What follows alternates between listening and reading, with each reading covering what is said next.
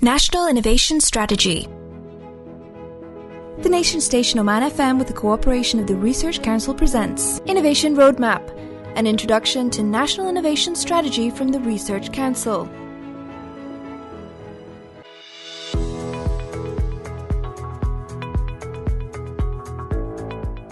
Your Excellency, Dr. Ali bin Masood Al Sunaidi, Minister of Commerce and Industry, welcome to Innovation Roadmap. Could you tell us what is the National Innovation Strategy? Well, the strategy was approved by the Cabinet in 2016, and it has basically 4 pillars. One relates to human capital and how do you develop capacity. The second relates to intellectual property, which is mainly what's in the Ministry of Commerce and Industry right now, and how we protect innovative ideas and make sure that these are safeguarded, be it local or international. The third pillar relates to economic diversification, that is basically using innovation to diversify the economy. And this is where the Research Council, along with many other agencies, try to strive towards that.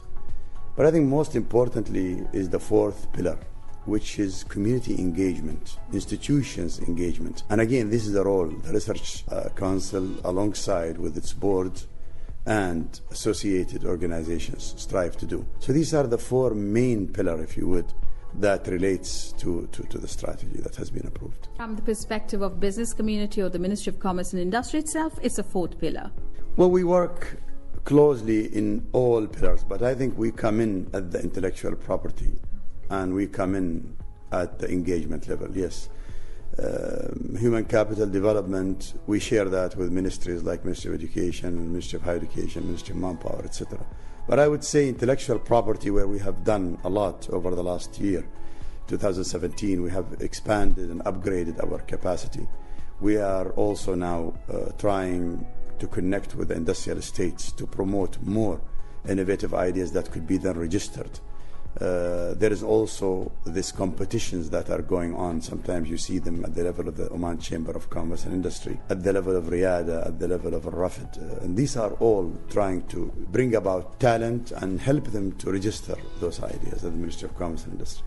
Looking back, or the journey we've gone through, do you think there would be a reason for us to move away from traditional thinking to bring in innovation? Well, people try to say that innovation is departing from the past. I think it's a journey. It's usually a continuation. I mean, if you look at energy, for example, although people are departing from oil and gas and getting into renewables, however, the product mix is always there. There is also a lot of innovation in gas exploration, for example, in Oman. There is now a lot of innovation, a registered patent related to oil and drilling.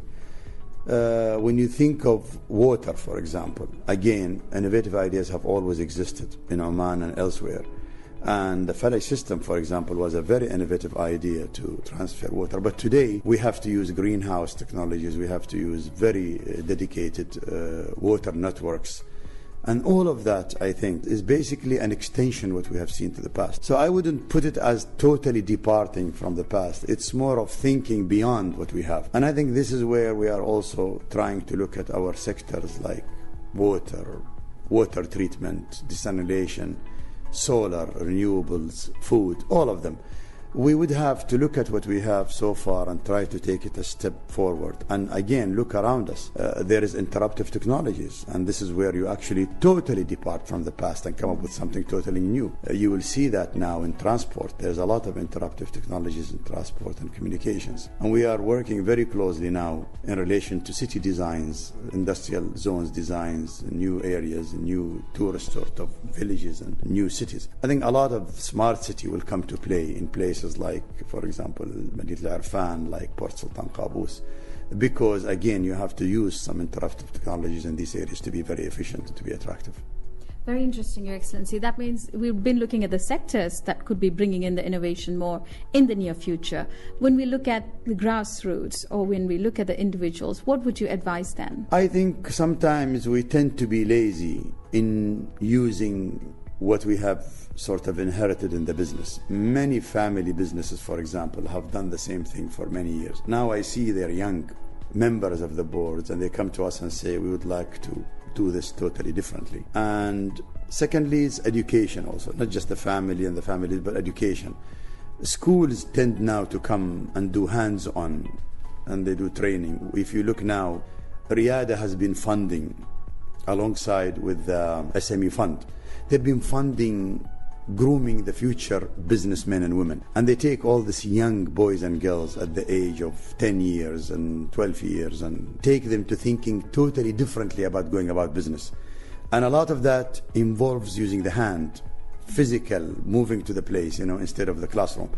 So it's a combination between the business environment, which needs to get definitely to a different paradigm shift level, and you need also to get schools, institutions, training institutions to echo that environment. And a little of both is happening right now. And I think we can go on in the interview and talk about specific things on the ground that happens and is happening in Oman today that go hand in hand with those two areas I said, the family, the house, and then the school. So what are these specific ones that are on the ground? First one, I think, which is of great importance to us, is basically the Industrial Innovation Center at the Establishment for Industrial Estates. This was established in 2010. It funds and helps innovative ideas in manufacturing.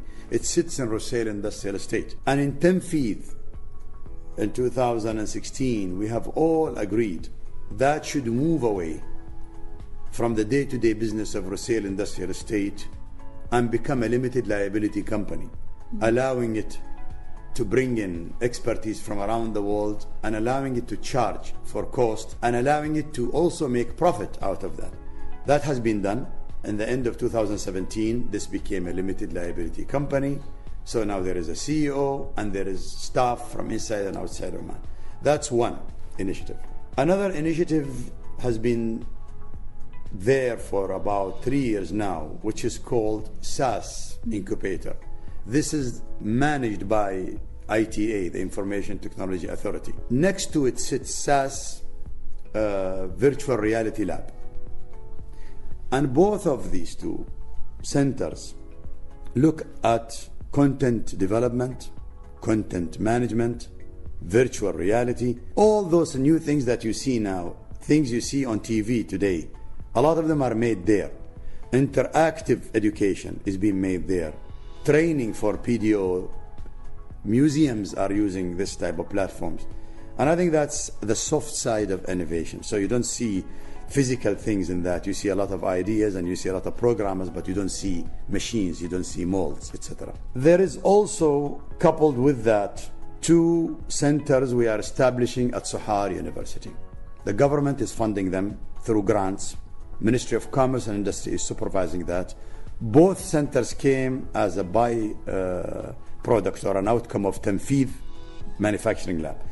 One of them is a center for professional dyes, molds, design, and it is done in conjunction with Sheffield University, UK.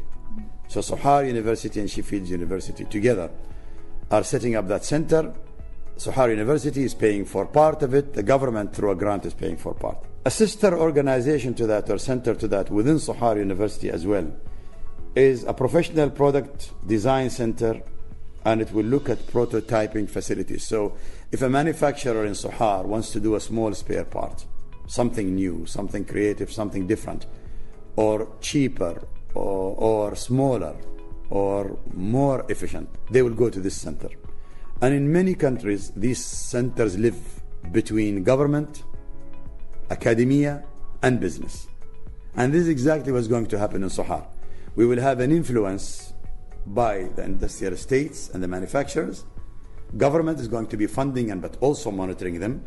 And the academic platform within Suhar University would fill in the gap, and the students will come in and help those industries to bring in those molds, those designs. I think that's one. There is another one which is very important initiative, and it was established in October 2016. You probably heard about them, the Oman Technology Fund.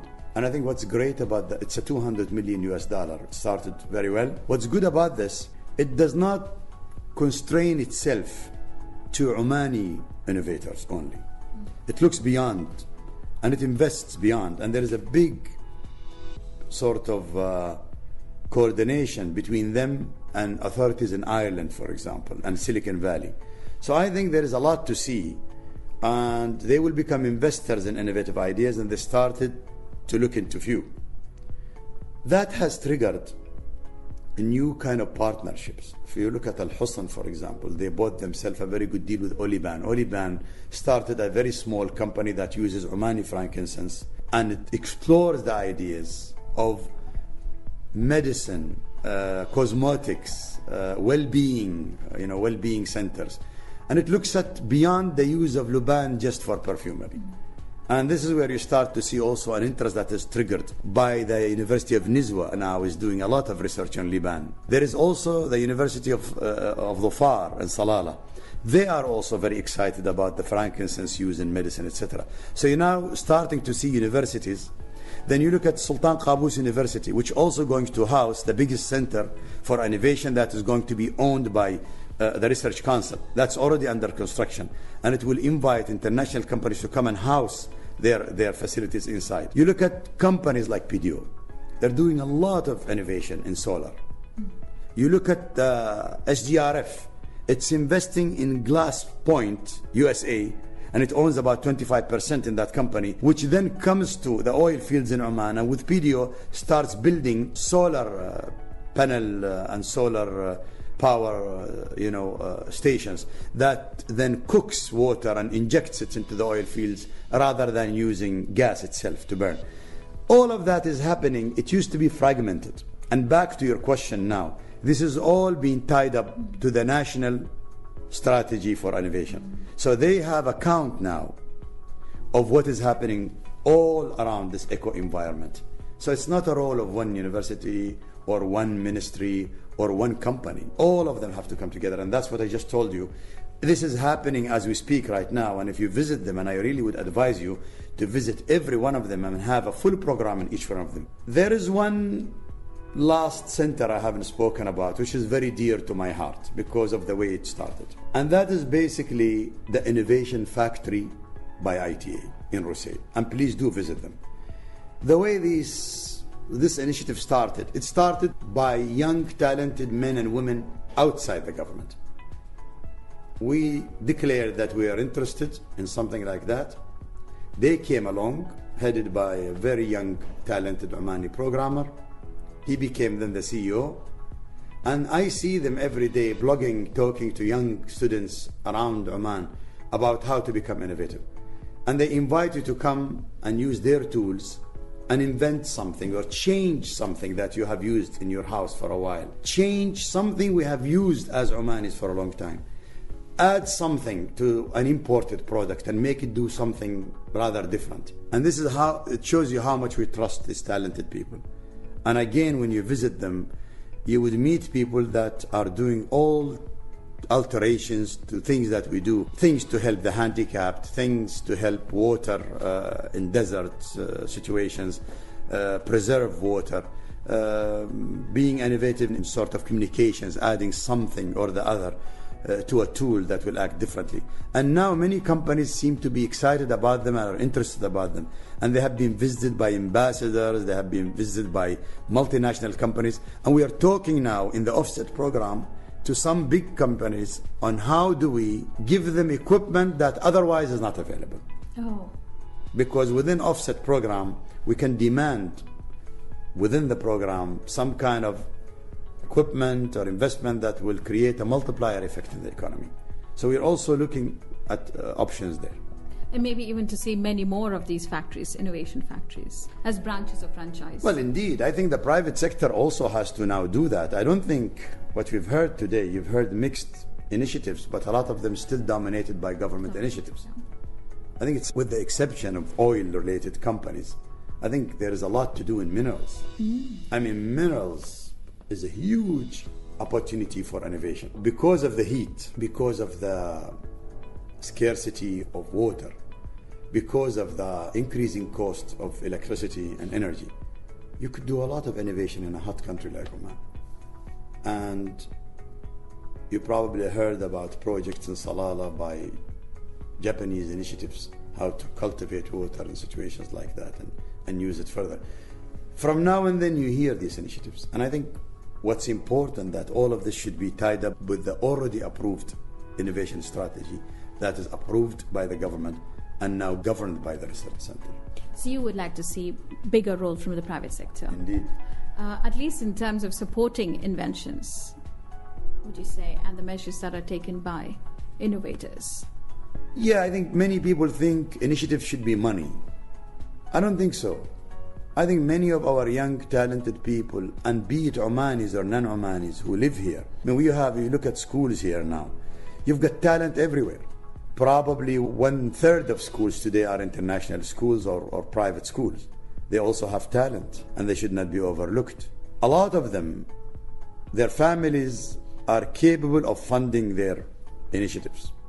Many young Omanis who come to us sometimes are funded by their fathers or their friends, especially in dates, for example. We've seen a lot of initiatives. But there comes a time when they have to take this to 10 folds, 15 folds. This is where they don't have the managerial experience and they don't have the money. So they need management first. And this is where big companies come in, buy in a percentage of the company, fund it, take them to the banks, take them to institutions and invest. And this is why the technology fund sometimes doesn't act as a fund. It acts as a big brother, someone who would help you, a mentor, yes. Very interesting. You are listening to Innovation Roadmap, and our guest is His Excellency Dr. Ali bin Masood Al Sunaidi, Minister of Commerce and Industry, NIS Grant Committee member, and the committee is chaired by His Highness Sayyid Shihab bin Tariq Al Said. We'll take a short break and be right back. The National Innovation Strategy focuses on achieving a national innovation-driven economy. Innovation is future new oil. You are listening to the National Innovation Strategy.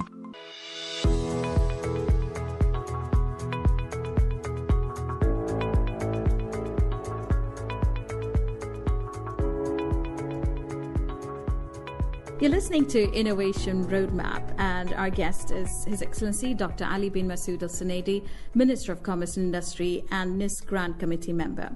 Your Excellency, we've been talking about the projects that are on the ground and the initiatives that are going on, but there could be challenges. And what, according to you, are the challenges? Well, there is a lot to do with the mindset. I mean, I usually take this example, although it may not be relevant here. But if you look at many of our companies in the logistics and the food supply chain. If you take a photograph at a truck that is delivering soft drinks, you'll see a driver, presumably, and usually is an Omani. You'll see some kind of an accountant sitting next to him. Many times is non-Omani, few times is an Omani. And you will see a loader, which in many cases also not an Omani. And I'm thinking that is already 30% in the truck, Omanization, probably 33, and 66 non-Omanized. And I'm thinking, why do you need the three? Usually with technology today, the driver is no more a driver. In fact, people are moving ahead with new forms of transport that would not need a driver. And now we have a driver sitting there next to an accountant, sitting there next to a loader. Imagine if you introduce an iPad to the driver and make sure that within the iPad, that is the capacity of an accountant, which connects to headquarters, and through that he could download online prices, giveaways, discounts, etc. And then as he comes in the morning, through that iPad, he responds to you in the full capacity of a sales agent or an accountant. Imagine if the truck has an automated loading and unloading facility. Presumably, again, it might cost you 4,000 riyal to put that in the truck and strap it to the end of the truck. Now you have one person in the truck who is no more called a driver. He's basically a sales agent or specialist, and he does it all. This way, the two visas that you had in the organization and you had really pushed the Ministry of Manpower to give you could have been used for a good designer, a good banker, a very sophisticated marketing agent, a very interesting, manufacturing specialist.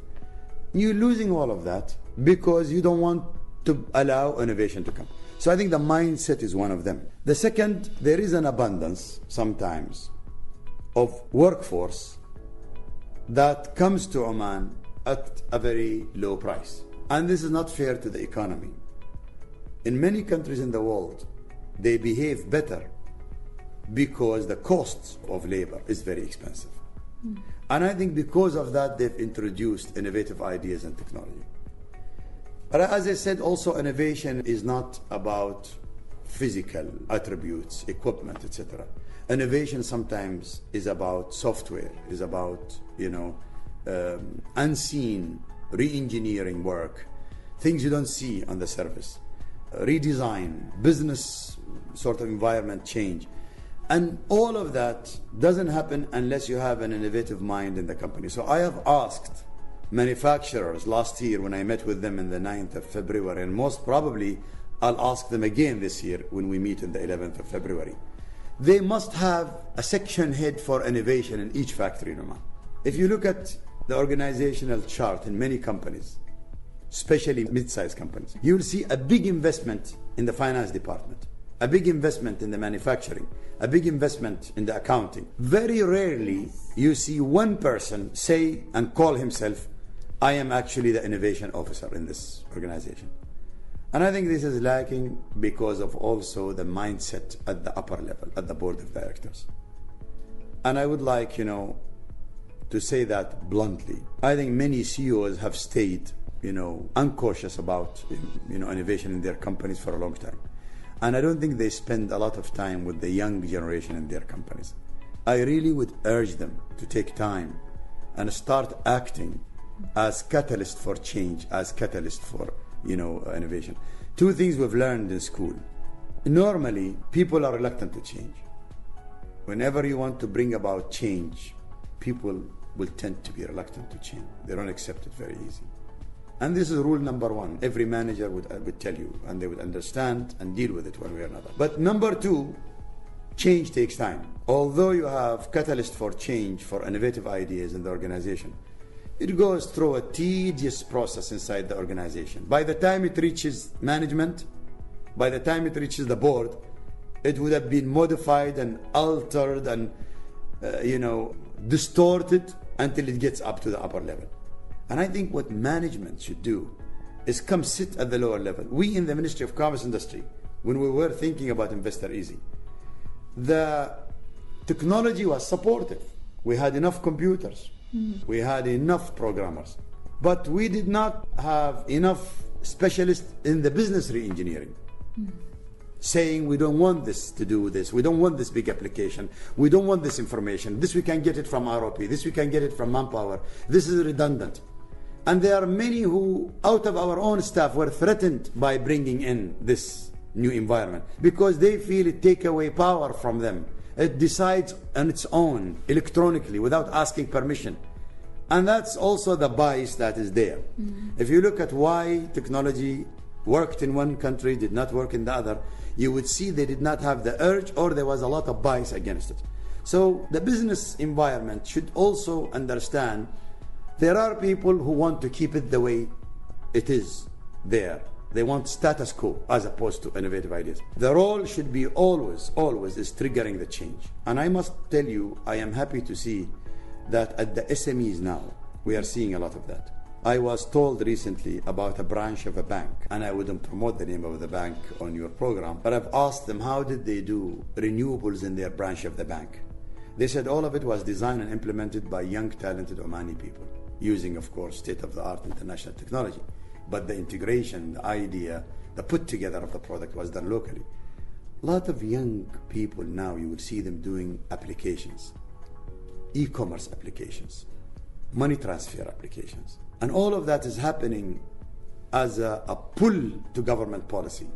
So they're pulling, our leg to change the laws to adhere to them. This is why you see central bank is doing changes in terms of finance and in terms of money transfers. All of us will have to listen to them because these young people are pulling us towards them and making us do changes and behave differently in terms of service delivery. Because of them, because of the way they think, and because of the way they use mobile technology.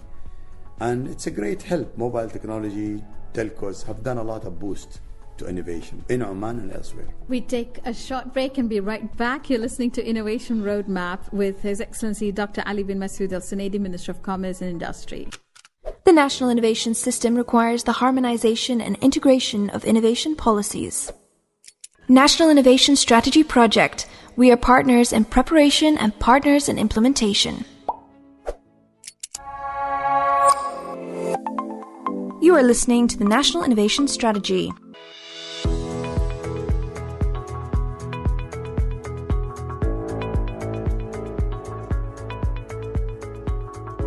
And we've reached the tail end of Innovation Roadmap for this edition, and our guest is Excellency Dr. Ali bin Masood Al-Sunaidi, Minister of Commerce and Industry, who is also the NIS Grant Committee member. Your Excellency, our final question. We've just seen the statistics from NCSI, and it shows that 41% almost is actually youth of Oman, that is young children until the age of 17 or 18. That is a huge human capital. Ideally, it's perfect time to work on them. What would you like to say to them, and what would you like to see happening?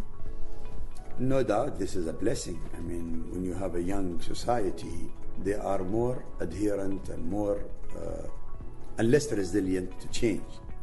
And I think that's very good. It's a very plus factor, and that's why when we started our talk today, we said the 4 pillars mainly that relate to the innovation strategy. The number 1 was human capital and human capital development. IP, for example, and the 3rd pillar of, say, economical diversification become a byproduct of that. And definitely the means of doing so would be to communicate this policy very well by engaging community. So yes, it's good in a country where the young are many and they can become a major player. And this is why I would advise you to visit these centers that I've stated today in Knowledge Oasis Muscat. Many of them are now clustered around Knowledge Oasis Muscat. I would advise you to visit places like Sultan Qaboos University, Suhar University, Nizwa University, Dhofar University, Sharqiya University. I think all of those, Brahim universities, all of those, when you see them, you will see within them this brilliant, young, talented people. And some of them, as I said, are already cooperating with the government to establish advanced design centers within them. And I would also advise from time to time to go to this innovation factory. When they call in the young 12-year-olds, the 15-year-olds, just go and listen to their ambition. And their ambitions are beyond imagination. They really going to enjoy it, because we know by the time they are 25 and they are 30 and 35 and contribute to the economy, some jobs would have been eliminated by then. They will not exist. New jobs would have been created. But the way we go about our life would have been different. 10 years, 20 years from now, when these very young people start acting, they will act in a totally different environment, as we did when we compare ourselves to our fathers and grandfathers. So yes, I would really urge you to start looking at them closely and learn from what their ambitions are, and try to bring together a consensus that innovation is no more a luxury. It must be an integral part of our policy. Our guest, His Excellency Dr. Ali bin Masood Al-Sunaidi, Minister of Commerce and Industry. You've been listening to Innovation Roadmap. With all that inspiration, I'm Lakshmi Karthana, thanking you with Ahmed Al-Aremi for joining us. National Innovation Strategy. The Nation Station Oman FM, with the cooperation of the Research Council, presents Innovation Roadmap, an introduction to National Innovation Strategy from the Research Council.